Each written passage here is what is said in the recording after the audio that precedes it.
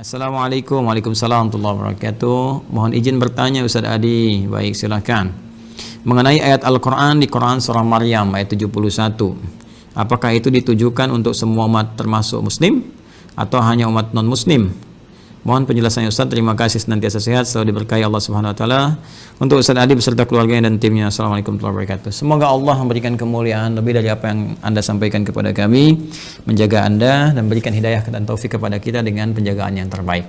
Saudaraku dan saudariku dimanapun Anda berada, ini ayat sering kali digunakan sebagai klaim paling favorit, khususnya oleh karangan orientalis juga misionaris, sering dipakai, ditebarkan dan memberikan kesan bahwa ada nih Islam ini agamanya tidak memberikan apa-apa, nggak memberikan manfaat, karena nanti percuma juga masuk Islam, karena ada satu ayat di Al-Quran, yaitu Quran Surah 19 Maryam ayat 71 yang mengatakan semuanya pasti akan ke neraka, jadi nggak akan selamat, sehingga itu perlu juru selamat.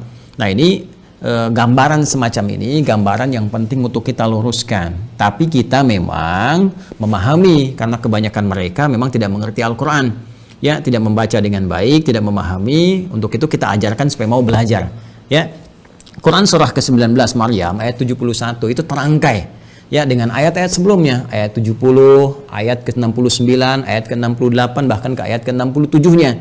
Penting untuk saya sampaikan kawan-kawan sekalian bahwa cara membaca Al-Quran itu caranya ada yang disebut di rumus tafsir dengan 2S 1L. Ya, 2S 1L. 2S itu rumusnya siyak. Siyak itu ayat yang sedang kita baca. Ya, misal kita sedang baca nih Quran surah Maryam surah 19 ayat 71. Kemudian kita lihat lagi setelah siyak apa? Ya, sibak. Hubungan dengan ayat sebelumnya. Ada nggak korelasinya? Apakah ini satu kesatuan? Ya, dari ayat sebelumnya nyambung nih mengisahkan tentang kisah tertentu. Ini loh muaranya seperti ini. Atau dia berdiri sendiri, cuma satu ayat aja itu. Itu maksudnya gitu kan? Nah, kemudian ada lihaq. Lihaq itu dengan ayat setelahnya. Ayat 72-nya, ya, kemudian sampai seterusnya sampai ke An-Nas. Bahkan nanti ayat 71 nyambung dengan ayat 70-nya, dengan sebelumnya sampai dengan Al-Fatihah. Kemudian digali lagi sampai dengan ke An-Nas. Jadi nggak bisa kita melihat satu ayat misalnya satu ditafsirkan begitu. Nah, sekarang kita cek dulu teman-teman sekalian. Yuk, bahkan dari ayat 67, 68, 69, 70 sampai dengan 71, bahkan 72-nya kita bisa cek di dalamnya. Nah, ini rangkaian ayat ini sedang mengisahkan orang-orang yang sangat ingkar kepada Allah dalam kehidupan dunianya. Bahkan di ayat 69 yang tegas Allah mengatakan "Tsumma lananzi'anna min kulli syi'atin ayyuhum asyaddu 'alar rahmani 'itiyya." Ya, kata Allah, kelompok-kelompok yang keras ini saat di dunianya ini, yang keras membangkang kepada Allah, menyalahi perintah-perintah Allah Subhanahu wa taala, bahkan kalimatnya begini, indah sekali dalam Al-Qur'an. Asyaddu 'alar rahmani 'itiyya. Ya, Allah telah menyampaikan kalimat diksi yang sangat indah, yang sangat luar biasa, ya.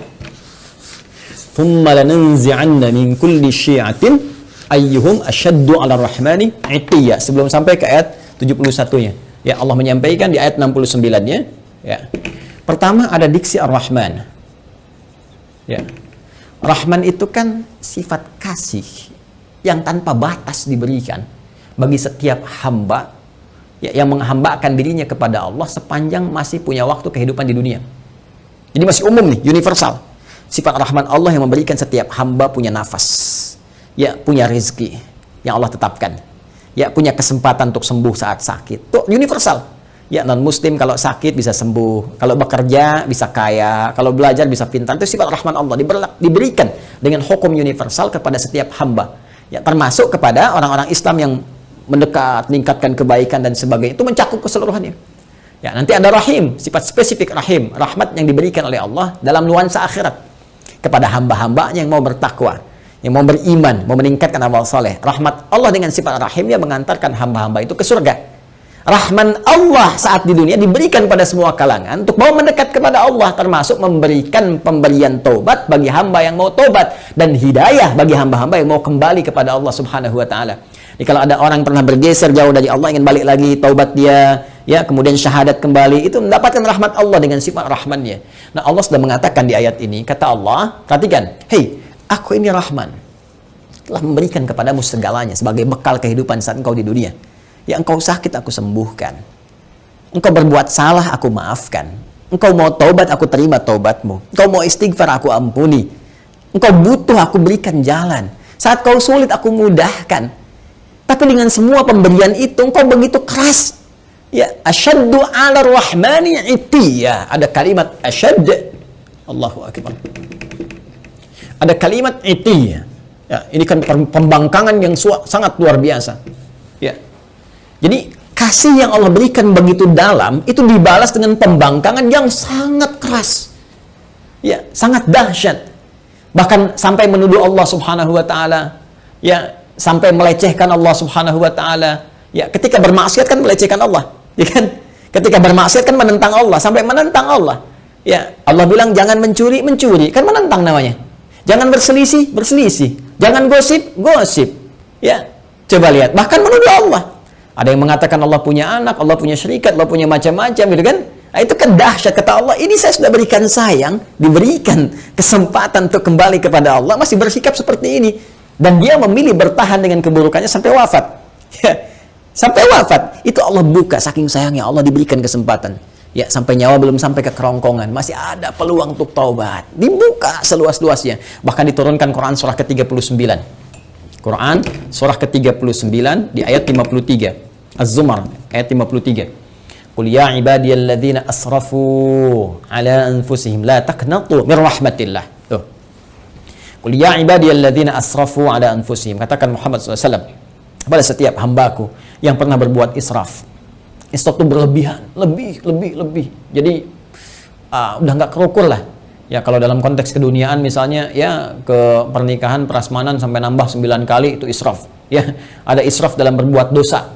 Mohon maaf, bukan cuman bohong, sombong, ya, dan macam-macam. Jadi kalau orang lain pernah berbuat dosa, dia kayaknya belum cukup. Nah, itu israf namanya. Kata Allah, dalam setiap perbuatan dosa pun yang engkau kumpulkan, selalu ada jalan dan secercah cahaya aku berikan, supaya engkau mau kembali. Jadi sebelum nyawa sampai ke kerongkongan, karena itu diperdengarkan. Ya, ada adzan, ada suara-suara kebaikan, orang baca Quran. Kok tiba-tiba lewat masjid, padahal Anda bisa lewat jalan yang lain. Kenapa kok lewat masjid? Kenapa kok tiba-tiba mampir ke ceramah ini? Anda ditugasi jadi bazar misalnya, tapi mampirnya ke ceramah ini. Ya, kok tiba-tiba bisa datang gitu kan? Kok tiba-tiba bisa Anda klik yang muncul tausiah, klik yang muncul status kebaikan, itu kan hidayah namanya, jalan. Kalau Anda mau kejar, Anda mau dapatkan, diberikan oleh Allah petunjuk. Tadi saya katakan rahmat Allah yang diberikan dalam konteks keduniaan yang sangat luas disebut dengan Rahman. Rahman ya Rahman, Rahman ya Rahman ya Rahman. Qul Allaha awid Ar-Rahman. Quran surah ke-17 ayat 110. Ya, panggil Allah, panggil Ar-Rahman untuk mendapatkan rahmatnya. Kata Allah jangan putus asa. Ya, tapi orang-orang ini mempertahankan keburukannya sampai dia wafat. Ya, kalau sudah wafat, tidak ada jalan lain. Keadilan Allah itu harus berlaku. Ya, keadilan Allah harus berlaku. Maka apa yang terjadi pada orang-orang semacam ini, maka akan dikumpulkan nanti saat hisab.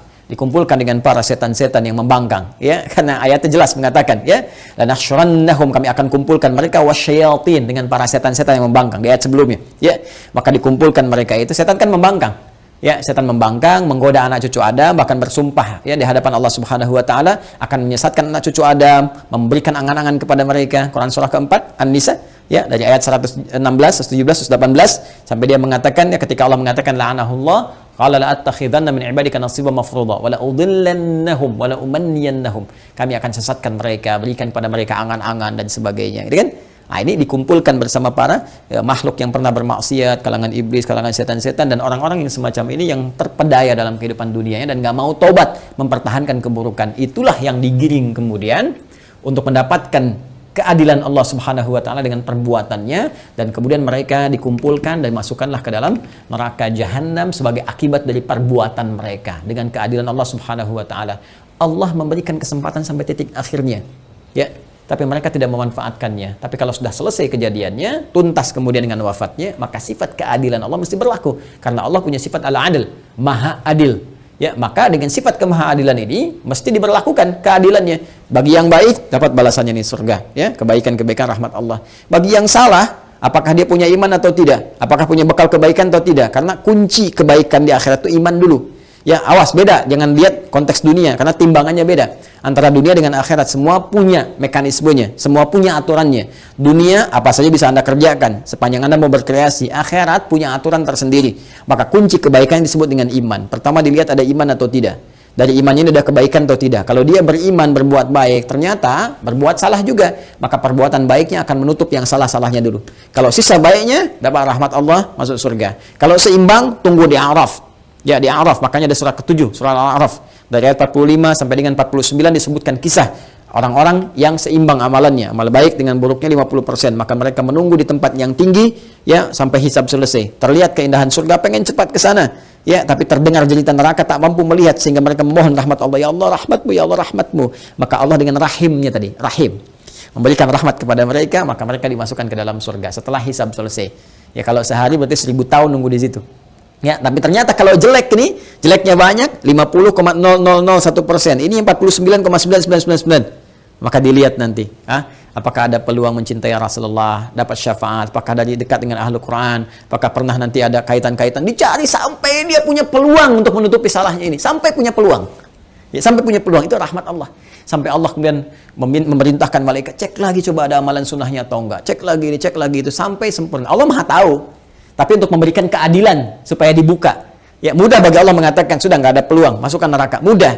Tapi ketika Allah katakan buka catatannya, perlihatkan kepada dia, terbuka semua sehingga semua potensi kesadaran dia, pemahamannya, dan tidak ada hujah lagi di hadapan Allah karena semua dibuka dengan semua bukti-buktinya. Jelas ya? Nah, kalau dia tidak mendapatkan ini semua, maka dia masuk ke dalam neraka sampai selesai batasan kejelekannya, lalu dengan rahmat Allah diangkut dia, dimasukkan ke dalam surga. Ya, diselamatkan dia, kemudian dimasukkan ke dalam surga. Tapi orang-orang yang memang ingkar dari awal, tidak punya iman, bertentangan, kemudian bahkan mempertentangkan Allah Subhanahu wa taala, maka orang-orang semacam ini akan kekal di nerakanya seperti Allah janjikan. Karena itu kalau masih punya kesempatan, perbaiki diri kita. Dan ingat ya, kalau membaca Quran, belajar Quran, maka belajar kepada yang ahli Quran. Jangan orang nggak pernah baca Quran, dia dengar, kemudian penjelasannya. Dia aja nggak ngerti Quran, bagaimana Anda bisa mendengar tafsirnya? Ya, mendengar penjelasannya. Ini kan agak aneh cara berpikirnya. Jadi kalau ada orang-orang yang tidak beriman atau tidak mengetahui Quran, kemudian memberikan gambaran-gambaran, termasuk orang-orang liberal misalnya, ya, yang nggak ngerti Quran, nggak paham cara menafsirkan Quran, nggak mengerti kandungannya, baca Quran aja jarang misalnya kan, bicara tentang isi Quran itu nggak usah didengar. Nggak usah didengar. Ya, dulu pernah ada penjelasan bahwa ini semua orang nih, semua agama berpeluang semuanya masuk surga. Ya, walaupun beda-beda keyakinan, cuma punya satu Tuhan yang sama, walaupun caranya beda-beda. Lalu seenaknya mengambil potongan ayat Quran. Diambil Quran surah kedua Al-Baqarah di ayat 62. Ya, paling kiri sebelah atas. Innal ladzina amanu wal ladzina hadu wan nasara was-sabiin. Sampai situ dipotong. Ini dalilnya nih. Orang beriman, ya, orang Yahudi, orang Nasrani, orang Sabi'in, ya kan, penyembah bintang gemintang dan sebagainya. Ini dalilnya, tapi dia nggak teruskan. Man amanahnya nggak diteruskan. Man amana billah wal yaumil akhir wa amila salihah. Sepanjang mereka beriman kepada Allah. Maksud Allah ingin menyampaikan bahwa semua hamba-hamba Allah ini, apapun yang ia kerjakannya sepanjang mereka beriman dan beramal saleh. Ya, misalnya tadi yang dari kalangan Muslim, ya.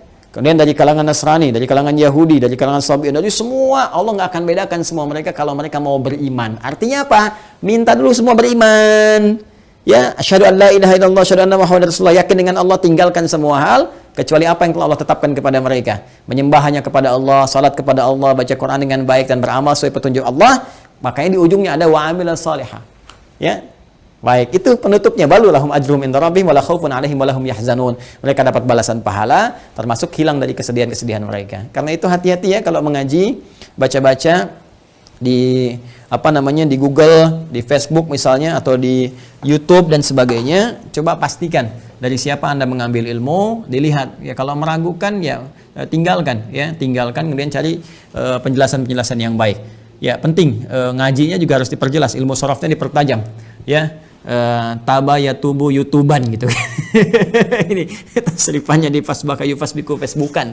Nah, itu konteks kekinian yang harus diperbaiki. Jadi saya tegaskan sekali lagi, yang Quran surah ke-19 Maryam ayat 71 itu tentang menyinggung tentang orang-orang yang bermaksiat dan tidak mau tobat, yang keras pertentangannya kepada Allah Subhanahu wa taala sampai diberi kesempatan sampai dia menjelang wafat pun tetap tidak mau bertobat. Maka muaranya adalah muara keburukan saat di akhirat, dikumpulkan di neraka jahanam bersama para setan juga yang pernah kemudian bermaksiat selama dalam kehidupannya kepada Allah Subhanahu wa taala. Itu maksudnya. Ya, itu maksudnya. Jadi ini pengingat juga kepada kita sepanjang kita hidup, maka kita persiapkan dengan baik ya. Ini penjelasan Al-Qur'an ya. Ya, penjelasan Al-Quran. Nah, kalau nanti ada penjelasan misalnya di buku-buku lain atau keterangan lain, yaitu gambaran-gambaran yang bisa kita uji. Ya, Al-Quran itu menawarkan dengan sangat indah. Satu-satunya kitab di muka bumi yang membuka penawaran kepada setiap hamba untuk bisa silahkan datangkan semisal Al-Quran, silahkan kaji. Satu-satunya kitab di muka bumi. Kaji otentisitasnya, dijelaskan langsung. Kaji otentisitasnya, ya kaji apakah ini buatan manusia atau ini firman Allah Subhanahu wa taala. Silahkan lihat dari berbagai unsur.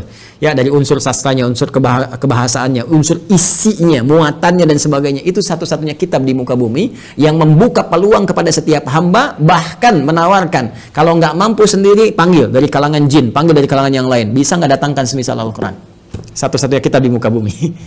Silakan tunjukkan pada saya kitab mana di muka bumi yang menawarkan, ya bahkan bukan hanya kepada pemeluknya, kepada siapapun di muka bumi untuk memeriksa kebenarannya, kecuali Al-Quran. Kecuali Al-Quran. Karena itu mengaji Al-Quran harus menggunakan pendekatan-pendekatan hukum-hukum, ya, dan dasar-dasar keilmuan yang benar. Ya, Wallahu taala alam bissawab.